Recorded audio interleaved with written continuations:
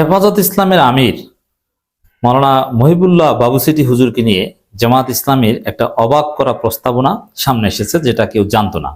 এখন যেহেতু সামনে এসেছে, অতএব এটাকে ফাঁস বলতে পারেন। আমিরে জামাত, বাংলাদেশ জামাত ইসলামীর আমির, মাননীয় সংসদ সদস্য এবং মাননীয় বিরোধী দলীয় নেতা জনাব ডাক্তার শফিকুর রহমান এমপি খালেদ মহিউদ্দিনের সাথে একটা সাক্ষাৎকারে এটা ফাঁস করে দিয়েছেন দর্শক। এবং এর মধ্য দিয়ে জামাত যে কতটা অদূরদর্শী এবং ইমোশনাল দল, কতটা আবেগী দল, এটা প্রমাণিত হয়েছে। এটা ছিল জামাতের ইতিহাসে এক মহা ভুল দর্শক। হেফাজত আমিরকে অন্তর্বর্তী সরকারের উপদেষ্টা হিসেবে চেয়েছিল জামাত। আমিরে জামাত নিজে এই কথা বলেছেন খালেদ মহিউদ্দিনকে। দেখেন, এটা কি রাজনীতি? জামাত কি রাজনীতি করে? রাজনীতি করে এটা কি মসজিদের কাতার, যে ভাই সামনে যান, ভাই সামনে যান? রাজনীতিতে এভাবে আপনার প্রতিপক্ষ বা কাউকে সামনে ঠেলে দেয়া, এটা রাজনীতি না। রাজনীতিতে নিজের জায়গা করে নিতে হবে নিজেকে। জামাত কেন রেজাল্ট টেম্পারিং এবং রেজাল্ট ইঞ্জিনিয়ারিং, নির্বাচনের ফলাফল ইঞ্জিনিয়ারিং ঠেকাতে পারলো না? কেন জামাতের তুমুল জনপ্রিয়তা থাকা সত্ত্বেও, মানুষ ভোট দেওয়া সত্ত্বেও জামাত ক্ষমতায় আসতে পারলো না?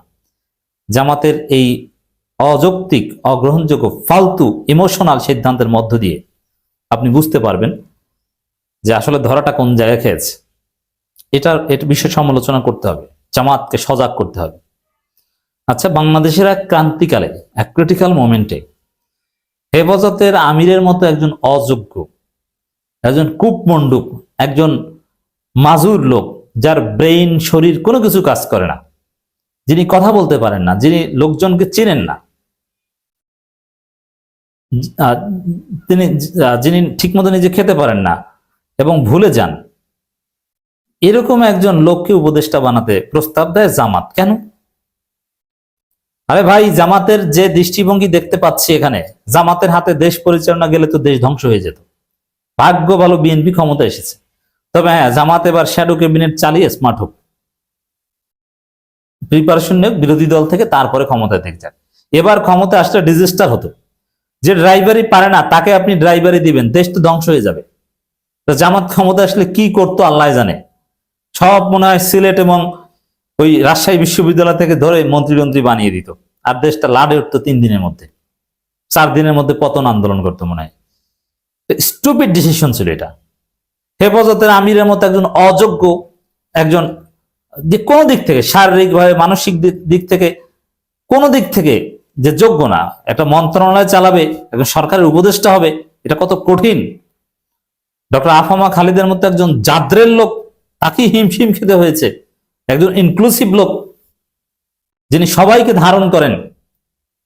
ডক্টর আফামা খালিদ চরমনাই, কিন্তু তিনি ইনক্লুসিভ।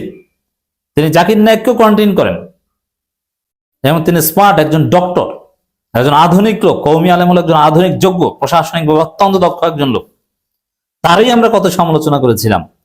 তিনি হিমশিম খেয়েছেন কুলিয়ে উঠতে।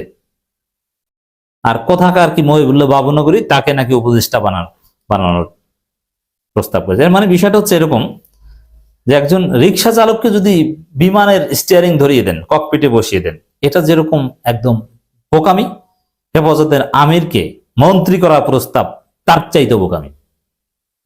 সে কি মন্ত্রণালয় চালাবে আপনি চিন্তা করেন। এই মহিবুল্লাহ বাবুসিটি হুজুর, এরে আপনি ধর্ম উপদেষ্টা বা কোনো একটা উপদেষ্টা বানাতেন, প্রথমে মানে এ তো কিছুই পারতো না। এই সাইনটিন ঠিক মতো করতে পারে কিনা সন্দেহ আছে। এ বড় আলেম ছিলেন, জবরদস্ত আলেম ছিলেন, এই বিষয়ে আমরা আলোচনা করছি না। কিন্তু একজন মন্ত্রী হিসেবে, উপদেষ্টা মানে মন্ত্রী, একজন মন্ত্রী হিসেবে তিনি কি উপদেশ দিবেন? তাকে ধর্মমন্ত্রী বললে প্রথমে বলতে যে আজকে থেকে জামাত শিবির বাইতুল মোকাররমে নিষিদ্ধ, কারণ এরা কাদিয়ানীদের আলাদা মসজিদ থাকবে।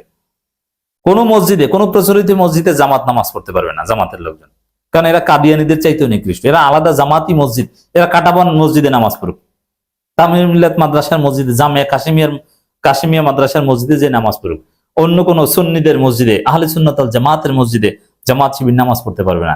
এই বাবুসিটি হুজুর তো ফতোয়া দিত ওইটা। আরে কিভাবে কি চালাতে? এরকম বিদ্বেষপরায়ণ লোক, যেই সরকারের অন্যতম সমর্থনদাতা ছিল জামাত ইসলামী, সেই সরকারের উপদেষ্টা হবে মহিবুল্লাহ বাবুনগরী, এটা আবার জামাত প্রস্তাব করেছে। আমি জামাতের ব্রেইনটা কি এটা নিয়ে আমি অবাক, যে এই লোক কিভাবে প্রস্তাব করে। আপনি কি এখানে পুতুল খেলা মনে করেন রাষ্ট্রটাকে? এটা কি মসজিদের কাতার যে ভাই আপনি সামনে যান সামনে যান? এটা রাষ্ট্র। ড্রাইভার যোগ্য না হলে সবাই অ্যাক্সিডেন্ট হবেন। তো জামাতের আমির তো জাতিকে অ্যাক্সিডেন্ট করার ফাঁদে ফেলেছিলেন। আর জামাত ইসলামী উপদেষ্টা পদে কাদেরকে প্রেসক্রাইব করবে? হ্যাঁ, অবশ্যই এখানে পলিটিক্যালি জামাতপন্থী, যিনি জামাতের অধিকার যাতে হরণ করা না হয়, জামাতের পক্ষে কারচুপি করবেন সেজন্য না, আসলে জামাতের বিরুদ্ধে ষড়যন্ত্রের ক্ষেত্রে যেন তিনি সজাগ থাকেন। তিনি কারচুপি করে জামাতকে জিতিয়ে দিবেন তা না, অ্যাটলিস্ট তার কারণে যাতে জামাতের বিরুদ্ধে কারচুপি না হতে পারে, এটা ওয়াচডগের ভূমিকা পালন করবেন।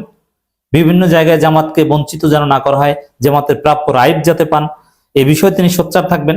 জামাত তাদেরকেই উপদেষ্টা হিসাবে প্রেসক্রাইব করবে, এটাই তো যৌক্তিক হওয়ার কথা, রাইট? এ বিষয়ে কোনো সন্দেহ আছে? তা জামাত প্রস্তাব করবে এই ধরনের লোককে। মহিবুল্লাহ বাবুসিটি হুজুরকে জামাত প্রস্তাব করবে কেন? প্রচন্ড জামাত বিদ্বেষী এবং একজন অকার্যকর লোক, যার কোনো যোগ্যতা নাই এবং মন্ত্রী হওয়ার, আলেম হিসেবে মাদ্রাসা চালানোর যোগ্যতা থাকতে পারে এবং যার শারীরিক কোনো সক্ষমতা নাই, তাকে কেন আপনি মন্ত্রী বানানোর প্রস্তাব দেন?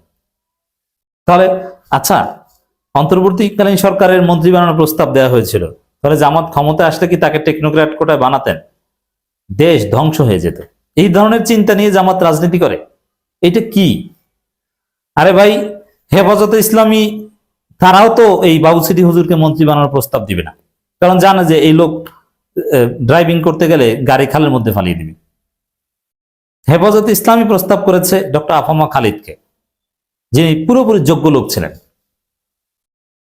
মামুনুল হকরা বা অন্যান্য দল তারাও আফামা খালিদের প্রতি, জামাত এখানে মিজানুর রহমান আজহারীকে প্রস্তাব করতে পারে। এটা হতে পারে যে আজহারী জামাতপন্থী কিন্তু সবার কাছে গ্রহণযোগ্য একজন বড়, এই ধরনের লোকেই সাধারণত তত্ত্বাবধায়ক সরকার উপদেষ্টা হয়। ধর্মীয় গ্রাম থেকে আলেম এইগুলো যদি হয়, জামাত মিজানুর রহমান আজহারীকে প্রস্তাব করতে পারত, অথবা প্রবীণ নাগরিক হিসাবে কামাল উদ্দিন জাফরি যদি শারীরিকভাবে যোগ্য হয় তাকে করতে পারত। কিন্তু মহিবুল্লাহ বাবুসিটি হুজুরকে কেন করবে? তাহলে এখান থেকে একটা বিষয় বোঝা যায়, জামাত অনেকটা ইমোশনাল। রাজনীতিকে তারা মনে করে যে মসজিদের কাতারে ভাই সামনে যান ঠেলে দেওয়া মূলক, আর এই দৃষ্টিভঙ্গি থেকেই মারাটা খেয়েছে। দেখেন, ইউনূস সরকারকে নিঃশর্ত এবং নিঃস্বার্থ সমর্থন দিয়েছে জামাত ইসলামী, আর বিএনপি বিনিময় ছাড়া এক সেকেন্ডও সমর্থন দেয়নি। সবকিছু ঠিকঠাক করেছে, তারপরে সমর্থন দিয়েছে। তার আগে অস্থির করে রেখেছিল সরকারকে, সেই লন্ডন বৈঠক থেকেই সবকিছু ফাইনাল। তার আগে ইউনূসকে কত গালাগালি মনে আছে? আর জামাত নিঃস্বার্থ সমর্থন দিতে হয় শুধু প্রেমিকাকে আর স্ত্রীকে আর একদম রক্ত সম্পর্কিত, আর কাউকে নিঃস্বার্থ সমর্থন দেওয়া যায় না। এই কাজ এরা করেছিল, জামাত করেছিল। তার জামাত এই বিপুল সংখ্যক মানুষ ভোট দেওয়ার পরও জামাত ক্ষমতা আসতে পারলো না। আওয়ামী লীগের ভোটটাও জামাত তাদের বক্সে নিতে পারলো না, যে ভোট বিএনপি নিয়ে ক্ষমতা এসে গেছে। কিভাবে পারবে? এরা মহিবুল্লাহ বাবুসিটি হুজুরকে মন্ত্রী বানাতে চায়। চিন্তা করেন কোন জগতে এখনো জামাত পড়ে আছে। আমি নিন্দা জানাই এ ধরনের থার্ড ক্লাস, এ ধরনের অবিবেচনা প্রসূত সিদ্ধান্তের।